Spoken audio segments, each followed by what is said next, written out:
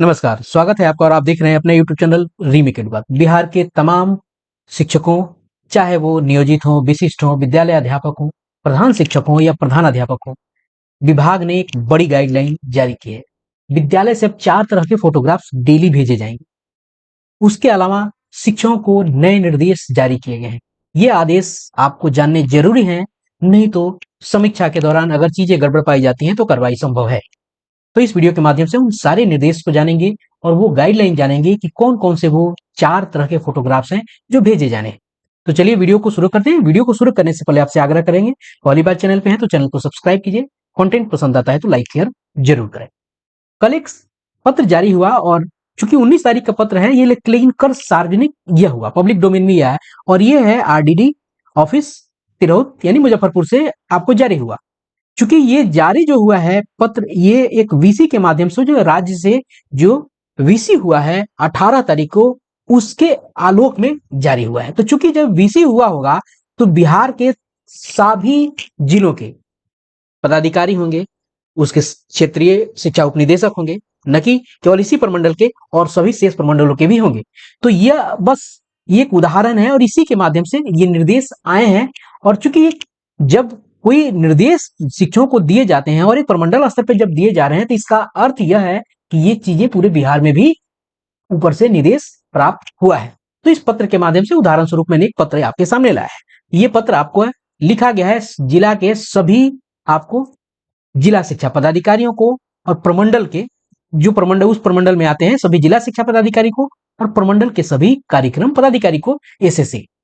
और विषय यह है कि दिनांक 18/8/2025 को सचिव शिक्षा विभाग पटना के अध्यक्षता में वीसी में दिए गए निर्देश के अनुपालन के संबंध में। अब क्या क्या निर्देश दिए गए हैं वीसी में, चलिए जरा हम इसको एक एक करके देख लेते हैं। ये वीडियो मिस नहीं कीजिएगा, नहीं तो बहुत सारी चीजें आपको जानकारी जो आप तक पहुंचनी है वो मिस हो जाएंगी। अब देखिए कहा क्या गया, महाशय उपर्युक्त विषय के संबंध में अंकित करना है कि 18/8/2025 को सचिव शिक्षा विभाग बिहार पटना की अध्यक्षता में वीसी में निम्नांकित निर्देश दिए गए जिसका अनुपालन आवश्यक है। और कौन कौन से निर्देश हैं?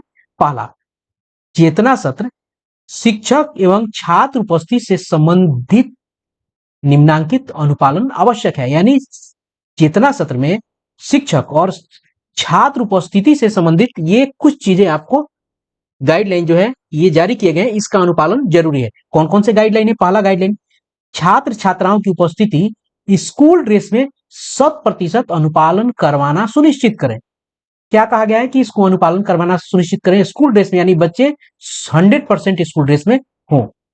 उसके बाद ये ध्यान देने की जरूरत है, पिछला जो अपर मुख्य सचिव के जो पत्र आए थे उसमें वर्ग शिक्षक को इसके साथ जोड़ा गया था, उस स्कूल ड्रेस के साथ। सभी शिक्षक, ध्यान देने की जरूरत है, सभी शिक्षक और शिक्षिका चेतना सत्र का ससमय पालन करेंगे। बहुत सारे शिक्षक हैं जो इधर से उधर चले जाते हैं और प्रधानाध्यापक और प्रधान शिक्षक इस चीज को करने लगते हैं, लेकिन ये जिम्मेदारी सामूहिक होती है। तो सभी शिक्षक शिक्षिका चेतना सत्र का ससमय पालन करेंगे और चेतना सत्र में छात्र छात्राओं एवं सभी शिक्षक का फोटो खींचकर ई शिक्षा कोष पर अपलोड तथा विभागीय निर्देश या कॉल का अनुपालन करवाना सुनिश्चित करेंगे।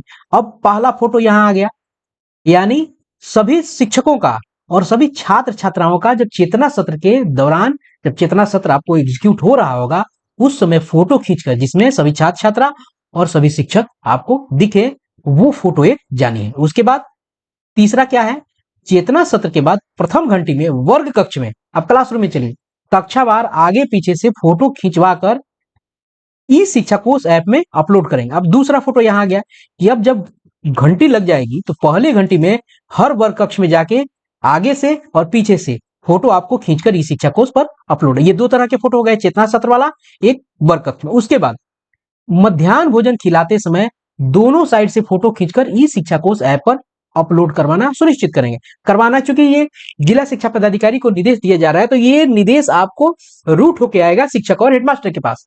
ये तीसरा फोटो हो गया आपको एमडीएम का। चौथा फोटो, अंतिम घंटी के समाप्ति के उपरांत विद्यालय बंद होने से पहले शिक्षक शिक्षिकाओं की सामूहिक फोटो प्रतिदिन खिंचवाकर अपलोड करना सुनिश्चित करेंगे।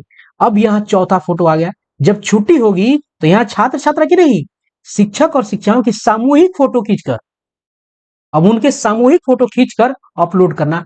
चार तरह के फोटो हो गए, चेतना सत्र वाला, दूसरा वर्ग कक्ष में घंटी लगते ही, तीसरा एमडीएम में, चौथा घंटी यानी छुट्टी हो जाती है, घंटी लास्ट जब लग जाती है तो छुट्टी के समय ये 4 तरह के फोटोग्राफ्स ये देने थे। ये सारे शिक्षकों को ये चीजें जाननी जरूरी है कि कब कब उनका फोटो खींचा जाना है। मान लीजिए कि फोटो आपका अंतिम घंटे में खींचा जा रहा है, वर्ग कक्ष में फोटो खींचा जा रहा है, वर्ग उपलब्ध नहीं है, तो अगर समीक्षा हुई और अगर संजोग गड़बड़ हुआ तो समीक्षा के दौरान आप ही पकड़े जाएंगे। इसलिए इन सारी चीजों की जानकारी आपको होनी चाहिए। उसके अलावा और क्या क्या गाइडलाइन है, जरा इसको भी हम देखते चलते हैं। छठा क्या है, जिला स्तर पर प्रत्येक दिन प्रत्येक विद्यालय का इमेज की समीक्षा कर लापरवाही बरतने वाले विद्यालय के विरुद्ध की गई कार्रवाई से संबंधित साप्ताहिक प्रतिवेदन अधो हस्ताक्षर को उपलब्ध कराना सुनिश्चित करेंगे। अब क्या होगा, जो फोटोग्राफ्स आएंगे उनकी समीक्षा होगी और यहां जहां दिखेगा कि लापरवाही दिख रहा है तो उसके विरुद्ध कार्रवाई होगी।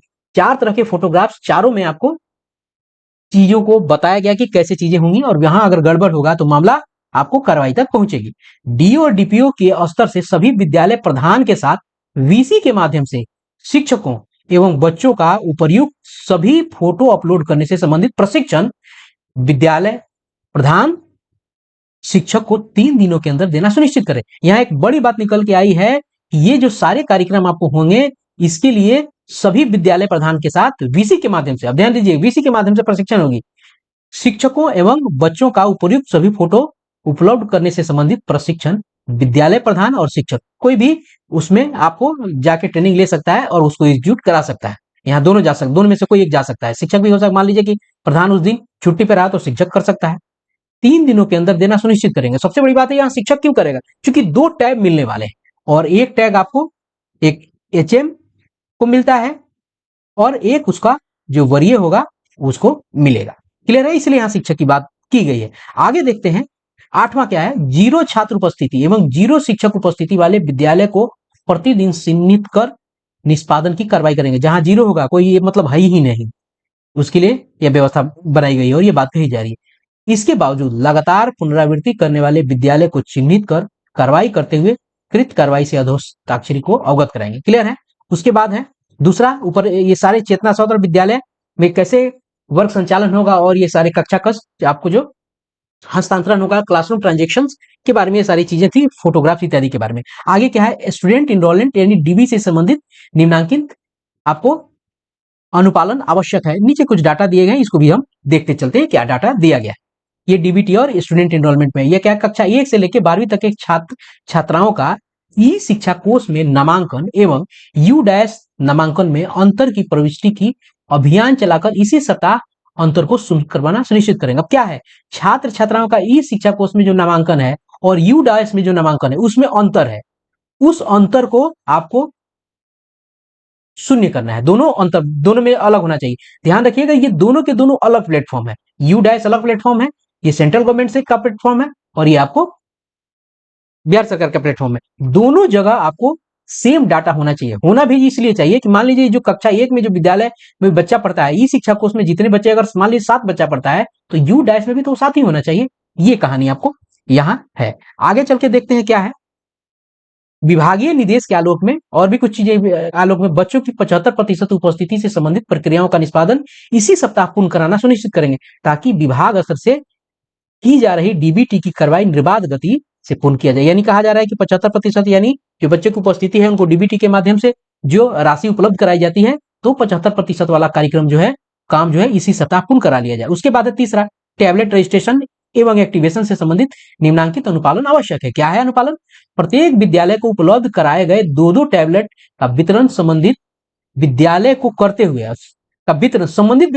हुए विभागीय निर्देश के आलोक में टैबलेट को एक्टिवेट करने एवं इसकी प्रविष्टि ई शिक्षा कोष में करने से संबंधित कार्य निर्धारित समय अवधि के अंतर्गत पूर्ण करते हुए टैबलेट का उपयोग विहित कार्य के लिए करवाना सुनिश्चित करेंगे। क्योंकि ध्यान देने की बात है कि अभी बहुत जिलों में बटे नहीं है ये, चूंकि ये तिरहुत प्रमंडल का है तो यहाँ देखिए केवल मुजफ्फरपुर में बचा है और शेष जिलों में नहीं बटा है, चाहे वो पश्चिमी है, पूर्वी है, शिवर है, सीतामढ़ी है, वैशाली में, वहां नहीं है।